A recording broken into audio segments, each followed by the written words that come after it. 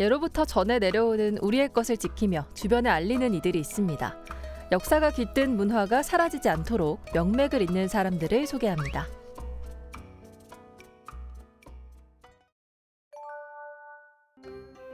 주인공을 만나기 위해 먼저 찾은 곳은 원주의 한 교육원입니다.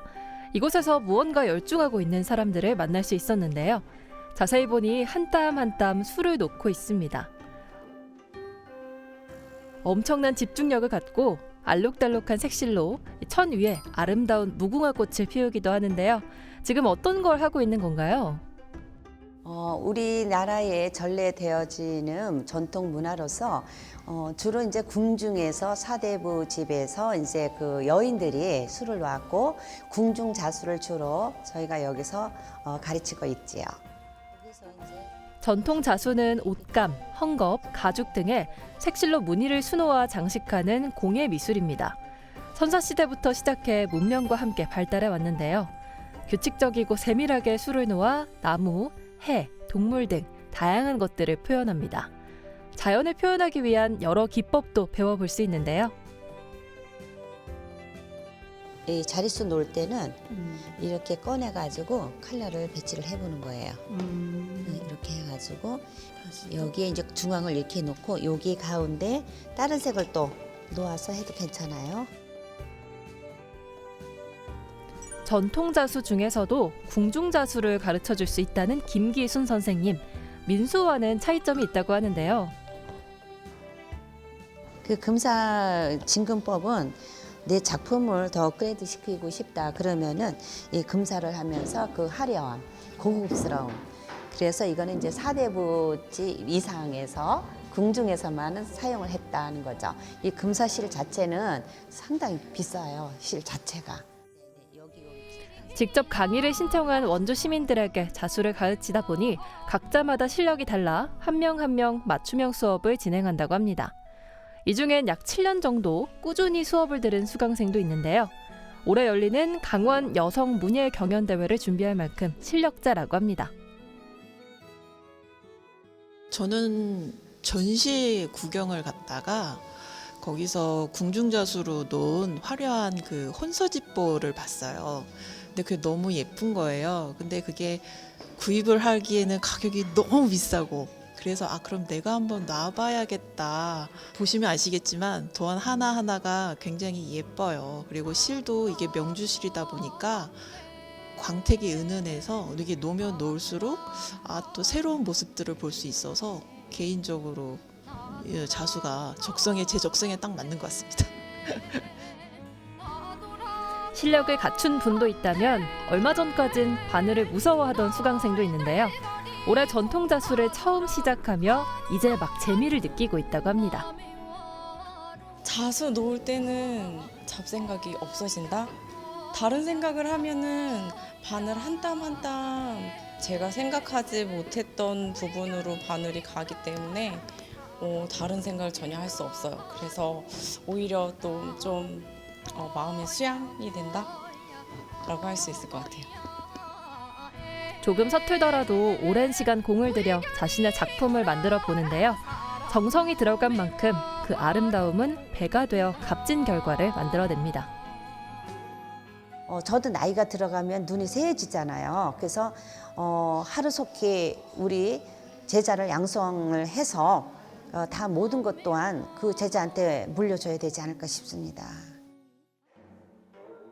전통 자수 수업을 한창 배우던 이곳에서 들려오는 의문의 소리. 그 소리를 따라간 곳에선 또 다른 수업이 이뤄지고 있었습니다. 순간 과거로 왔나 생각이 드는 풍경인데요.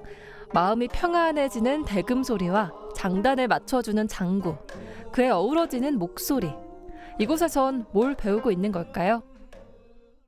우리 조선시대 때 보면은 이제 속가라고 있지 않습니까? 민요 판소리 같은 걸 속가라고 얘기하는데 사대부나 양반들이 즐겨 부르던 그런 노래라서 좀 요란스럽지 않으면서도 또 노래하면서 건강에도 좋고 하니까 우리 선조들이 즐겨 부르던 그런 그 옛날 외겜 유행가라고 봐도 될 것 같습니다. 지금 들리는 이 소리가 바로 시조창입니다. 생소할 수도 있는데요. 시조창은 우리나라의 고유 정행시인 시조에 음을 붙여 부르는 노래입니다. 할아버님이 시조 소리를 들으면서 자랐죠. 예전에 치악산에 가면 시조 소리가 들린다 할 정도로 부흥을 했었는데 시조가 맥이 끊겼으니 이어보자. 근데 이런 취지로 해가지고 그때 다시 뭉쳐서 배웠던 게 계기가 됐고요. 그때 저는 뭐 그런 얘기가 있길래 그냥 즐거워서 갔고 여기 계시는 분들이 지금 그때 같이 시작하신 분들이 많습니다. 그렇게 돼서 시조창을 본격적으로 시작한 건 한 약 10여 년 정도 됩니다.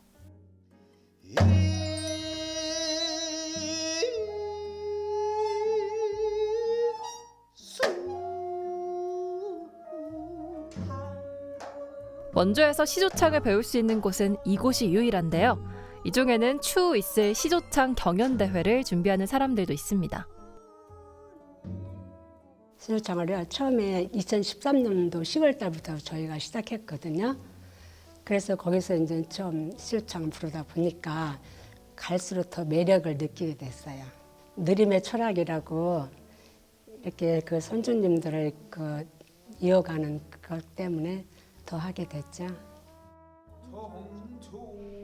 음을 짚어주던 대금 연주자도 이 수업을 함께한 오래된 동료로 대금 연주자로서 풍성한 시조창을 위해 선뜻 도움의 손길을 내밀었는데요.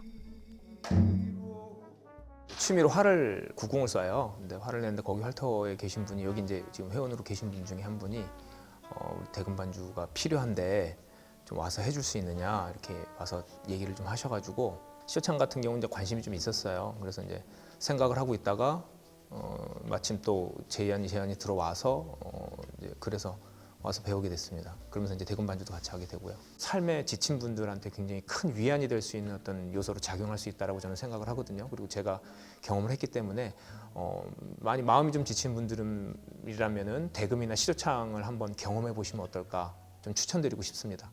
네.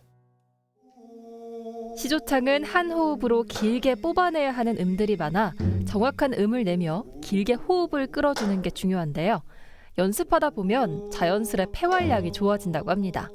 하면 할수록 폐 건강에도 좋고 우리의 꽃도 지키고 이런 게 바로 일석이조죠.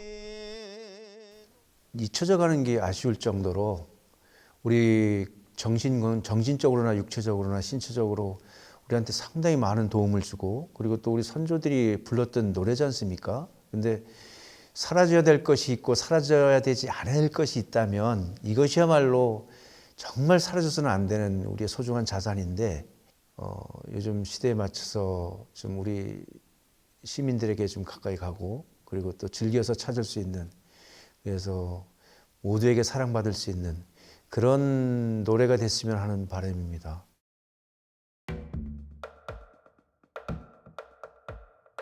두 번째로 찾은 곳은 이곳입니다.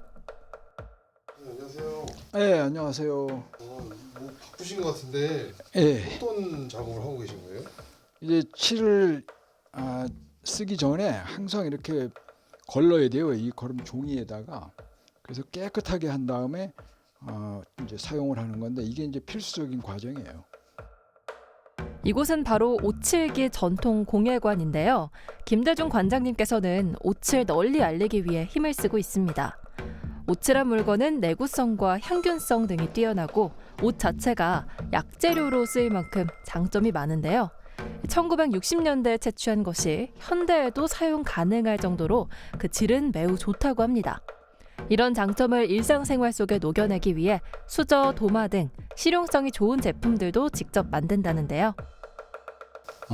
이제 해방이 된 이후에 원주 분들이 원주 옷을 가지고 원주 어떤 미래의 성장 동력으로 만들어야 되지 않겠나 이렇게 고민을 하다 그분들이 이제 원주 칠공예 주식회사라는 민간인들이 투자를 해갖고 주식회사를 만들었어요. 그것이 왜 이제 의미가 크냐면 산업화에 도전을 한 거예요.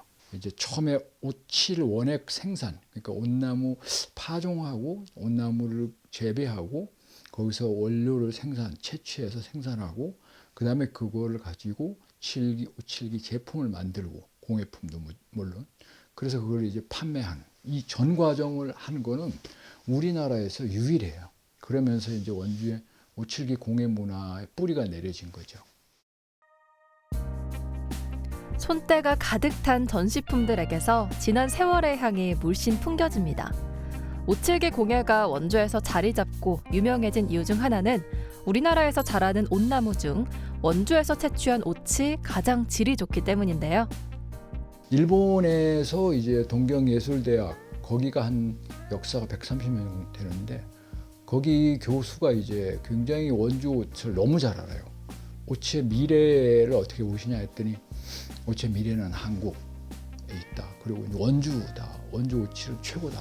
그런 얘기들을 제가 듣고서 이론적인 것만 역사만 알아서는 안 되겠다. 한번 직접 해봐야 되겠다. 그래서 이제 한 10년 전 그때 그 무렵에 만들어 봐야겠다. 나도 칠을 해봐야 되겠다. 그래서 야간 수업을 이제 직장 다니면서 들으면서 시작이 됐죠. 그게 이제 2011년, 12년도니까 벌써 10년이 이제 넘어가고 있죠. 이 공예관에선 원주 옷의 역사를 알아보는 것은 물론 직접 옷칠을 해보는 체험도 가능합니다. 옷칠하는 과정은 매우 섬세한 작업이기 때문에 차분한 마음으로 구석구석 꼼꼼히 칠해주면 되는데요. 그렇지. 그럴 때는 여기서부터 쭉 내려가면서 됐네. 여기는 여기 빠졌다. 이렇게 직접 옷칠기 공예 체험을 하셨는데 어떠셨나요? 학부모들하고도 좀 관계를 맺고 싶어서 동아리를 하나 참여해야 되겠다 해서 참여를 한 건데 차 한 잔 마시고 그런 줄 알았는데 막상 와서 해보니까 빠져들게 될 정도로 일단은 저희 재미도 있고요. 뭐 일단 옷에 대한 그런 설명도 관장님께서 되게 많이 해주셔갖고 몸에 좋기도 하고 향균력도 있어서 지금 저희가 처음에 도마를 만들었었거든요. 그거 집에서 정말 잘 쓰고 있어가지고 가족들한테 건강 같은 것도 생각할 수 있어서 좋은 것 같습니다. 오로지 원주의 옷의 좋은 질과 장점을 사람들에게 알리기 위해 옷의 공예가의 길을 걷고 있는 김대중 관장. 저는 일단은 제가 하고 싶은 거는 이 오칠기 공예관의 운영 방향이기도 해요. 그 원주 오칠이 그 뛰어난 걸 홍보하고 원주 오칠기 공예 문화도 홍보하는 거가 첫째고, 두 번째는 이제 아무리 이렇게 좋은 물질의 오칠이라고 해도 일반인들이 사용을 안 하면 몰라요. 그래서 대중화를 시키려면 사람들이 어떤 제품의 디자인이나 가격이나 여러 가지 면에서 쉽게 편하게 일상에서 사용할 수 있도록 만들어야 되거든요. 그런 대중화 작업이 저의 이제 어떻게 보면 뭐 지상 과제, 제 꿈이죠. 그런 것들 그쪽으로 이제 계속 고민을 하고 있어요. 각자의 분야에서 옛것을 지키고 기억되기 위해 시민들에게 알리는 세 분을 만나봤습니다. 하나의 공통점이 있다면 바로 사명감으로 이 일들을 해내고 있다는 것인데요. 그런 책임감을 갖고 노력했기 때문에 지금까지도 이어질 수 있었습니다.